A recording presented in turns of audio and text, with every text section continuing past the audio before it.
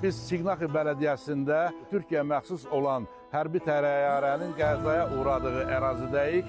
Kadrlardan da gördüyünüz kimi Gürcüstan Daxili İşlər Nazirliyinin əməkdaşları həmin əraziyə, hadisənin baş verdiyi əraziyə girişi bağlayıb.